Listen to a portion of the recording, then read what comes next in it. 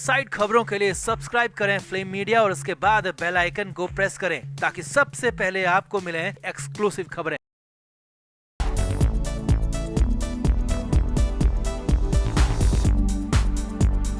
Bhojpuri film अभिनेत्री आकांक्षा दुबे के मामले में आरोपी और करीब करीब दोषी माना जा रहा समर सिंह जेल के अंदर बंद है। अप्रैल के पहले हफ्ते में समर को अरेस्ट किया गया था और तब से करीब 6 महीने हो चुके हैं समर सिंह जेल के अंदर ही बंद है। हालांकि समर ने जेल से बाहर निकलने की कोशिश खूब की है लेकिन कभी भी कामयाब हो नहीं पाया। लेकिन इस बीच वाराणसी की जेल में कुछ ऐसा हुआ जिससे बवाल मच गया, खलबली मच गई, क्योंकि समर सिंह से मिलने किसी सीक्रेट शख्स के आने की खबर है, जिसके बाद नए समझौते की बात आ रही है। तो पूरे 2 घंटे तक हुई इस मुलाकात में क्या क्या हुआ, आगे क्या होगा, सब कुछ आपको दिखाते हैं, बताते हैं। आप भी इस वीडियो को शेयर करें और कमेंट करके अपनी राय जरूर दें। तो समर सिंह को लेकर बड़ी और नई खबर है, खलबली वाली खबर है, क्योंकि इस बार समर सिंह से जेल में मिलने एक अलग और सीक्रेट शख्स आ गया। जी हाँ, अब तक तो समर से मिलने सिर्फ समर के वकील ही जेल में आते रहे और बाकी लोग समर से मिलने नहीं के बराबर आते रहे। हालांकि एक आध बार परिवार के भी आने की खबर आई थी, मगर इस बार बहुत कुछ नया हो गया।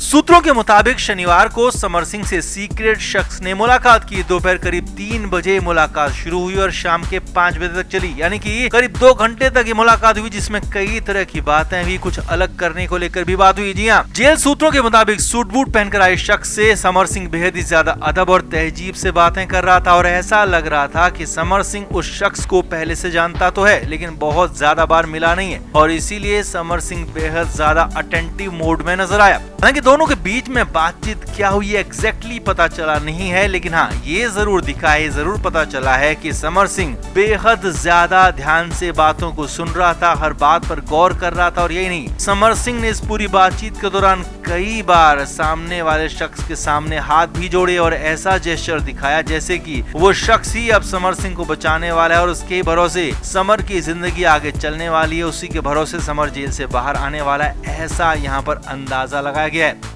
जेल सूत्रों के मुताबिक दौरान समर सिंह के वकील भी वहां पर मौजूद नहीं थे और करीब 2 घंटे तक ये मुलाकात हुई, जिसमें नए समझौते होने की बात कही जा रही है। समर सिंह और सीक्रेट शख्स के बीच में कोई खास बात, कोई खास समझौता होने की बात कही जा रही है और समर सिंह को इसके बाद से बेहद खुश भी देखा गया। जी हाँ, जेल के अंदर समर सिंह इस मुलाकात के बाद शाम 5 बजे के बाद खासा खुश नजर आया। समर सिंह की खुशी देखते ही बन रही थी, जिससे अंदाजा लगाया जा सकता है कि समर सिंह को कुछ न कुछ अच्छी खबर यहाँ पर मिली है। समर सिंह ऐसा दिखा रहा था जैसे कि उसे बहुत कुछ यहाँ पर मिल गया है और जेल से बाहर आने का रास्ता भी उसे मिल ही गया है। उसके सिर पर किसी चीज का फितूर जैसे सवार हो गया, वैसा कुछ समर सिंह ने यहाँ पर जेस्चर दिखाया, जिसके बाद माना जा रहा है, समझा जा रहा है कि समर सिंह को कुछ न कुछ बड़ी यहाँ पर डील हुई है। समर सिंह की कुछ न कुछ बड़ी बात समर सिंह को यहाँ पर बताई गई है। अब जो भी है, लेकिन हाँ, इस सीक्रेट मुलाकात के बाद समर सिंह खासा खुश है और अब आगे देखना होगा कि इसका नतीजा क्या निकलता है। तो आपका इस पर क्या कहना है, कमेंट बॉक्स में आप जरूर से जरूर बताएं, वीडियो को शेयर भी करें।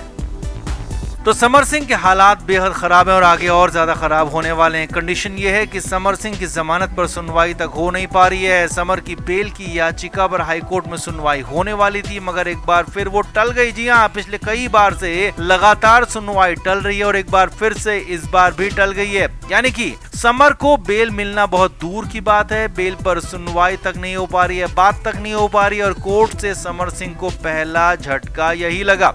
आगे देखिए, अब समर सिंह इस झटके से उबर पाता, इससे आगे निकल पाता, उससे पहले ही समर को दूसरा झटका भी लग गया, क्योंकि आकांक्षा की मां मधु दुबे ने कोर्ट में रिट याचिका लगा दी है कि आकांक्षा मामले की जांच बड़ी एजेंसी यानी कि सीबीआई से करवाई जाए और इसके लिए जो दलीलें दी है वो बहुत बड़ी है, हैरानी भरी है, पोल खोलने वाली है। वकील सौरभ तिवारी ने बताया कि इलाहाबाद हाईकोर्ट में दायर याचिका के जरिए आकांक्षा दुबे की मां मधु दुबे ने कहा है कि उनकी बेटी की मौत जिन परिस्थितियों में हुई है वो निश्चित तौर पर संदेहास्पद हैं। पीएम रिपोर्ट और फॉरेंसिक लैब की रिपोर्ट से जाहिर है कि मौत से पहले उनकी बेटी यानी कि आकांक्षा के साथ शारीरिक रूप से बहुत कुछ गलत किया गया था। शारीरिक रूप से आकांक्षा को मजबूर किया गया, प्रताड़ित किया गया और जोर जबरदस्ती तक की गई। मधु दुबे का आरोप है कि पुलिस जांच की कार्यशैली बेहद अविश्वसनीय है, कुछ महत्वपूर्ण सबूतों को दबाने की पूरी कोशिश की गई है और इसीलिए सीबीआई जांच कर मौत के पीछे का असली सच का खुलासा हो सके। यानी कि सीबीआई जांच की मांग कोर्ट से कर दी है और इसके लिए बेहद बड़ी कड़ी दलीलें दी हैं, क्योंकि जो दलीलें हैं उनमें दम नजर आ रहा है। आकांक्षा दुबे के साथ बहुत कुछ गलत हुआ था, ये फॉरेंसिक रिपोर्ट खुद बता चुकी है। आकांक्षा के कपड़ों में क्या क्या मिला था ये सभी जान चुके हैं और अब समर सिंह के साथ साथ समर के बाकी करीबी लोगों पर भी चाबुक पड़ सकता है, जो कि बेहद मुश्किल हालात समर सिंह के लिए आगे हो सकते हैं। तो कुल मिलाकर इस पूरे मामले में समर सिंह अब फंसता हुआ दिख रहा है। 6 महीने जेल के अंदर हो चुके हैं और 6 साल भी अब जेल के अंदर काटने पड़ सकते हैं, क्योंकि अब सबसे बड़ा अटैक समर पर होने जा रहा है। तो आपका इस पूरे मामले पर क्या कहना है कमेंट बॉक्स में आप जरूर से जरूर बताएं, और क्या आप समर का अंत आ गया है जरूर बताएं, वीडियो को शेयर भी करें। तो महादेव बैटिंग ऐप को लेकर बड़ा नहीं बल्कि बहुत बड़ा खुलासा हुआ है। उसके बाद लगातार अपडेट्स आ रहे हैं। दुबई में हुई 200 करोड़ की शादी के बाद ये लोग ईडी के रडार पर आए और उसके बाद धीरे धीरे परतें खुलती चली गई और अब जो हालात हैं उसने पूरे बॉलीवुड को जकड़ लिया है। अब तक के खुलासे में सबसे बड़ा नाम रणबीर कपूर ही है। रणबीर को ईडी ने समन भेजा था, लेकिन रणबीर ने 2 हफ्ते का समय मांग लिया। रणबीर के अलावा आतिफ असलम, राहत फतेह अली खान, कपिल शर्मा, अली असगर, विशाल डडलानी, टाइगर श्रॉफ, नेहा कक्कड़, अली अवराम, भारती सिंह, सनी लियोनी, भाग्यश्री, पुलकित, कीर्ति खरबंदा, नुसरत भरूचा, कृष्णा अभिषेक जैसे कई बड़े नाम सामने निकल कर आ रहे हैं। तो कई स्पोर्ट्स पर्सन भी इसमें शामिल होने की बात कही जा रही है और सूत्रों की माने तो 100 से ज्यादा सोशल मीडिया इन्फ्लुएंसर यानी कि 100 से ज्यादा यूट्यूबर्स, फेसबुकर्स भी इस पूरे संदेह के घेरे में आ चुके हैं, जिन्होंने इस पूरे ऐप को प्रमोट किया। प्रोसीड ऑफ क्राइम के पैसे कैश में लिए। जी हाँ, पूरा का पूरा कैश का मामला होता था। अब नहीं, और सबसे बड़ी कहानी निकल कर ये आई है कि मामला पाकिस्तान तक, आईएसआई तक पहुंच गया। जी हाँ, महादेव बैटिंग ऐप को चलाने वाले सौरभ चंद्राकर के पाकिस्तान और आईएसआई से कनेक्शन होने की बात कही जा रही है। इसकी जांच हो रही है। ईडी को बड़ा शक है कि सौरभ का आईएसआई के साथ कनेक्शन था और आईएसआई की ही मदद से इस सट्टे का कारोबार चल रहा था। हवाला के जरिए पैसे का लेन देन हो रहा था। और यही नहीं, रणबीर कपूर को भारी भरकम पैसे कैश में मिलने की खबर है और रणबीर कपूर ने न सिर्फ ऐप को प्रमोट किया बल्कि कई अन्य तरीके से भी इसमें शामिल होने का आरोप और ऐसा ही आरोप बाकी के लोगों पर भी है। यानी कि सौरभ चंद्राकर का ऐसा कनेक्शन निकलता है तो फिर रणबीर कपूर का भी आईएसआई और पाकिस्तान कनेक्शन निकल सकता है, क्योंकि पूरा का पूरा मामला पाकिस्तान से आईएसआई से जुड़ा हुआ है, जिसके बाद बॉलीवुड में खलबली मची हुई है। पूरे मामले को ईडी हैंडल कर रही है। और यही नहीं, रणबीर कपूर ने 2 हफ्ते का समय ईडी से मांगा है। उसके बाद रणबीर के विदेश फरार हो जाने की भी खबरें आ रही है। हालांकि ऐसा होता है तो ईडी के लिए बहुत बड़ा झटका होगा, क्योंकि अभी तो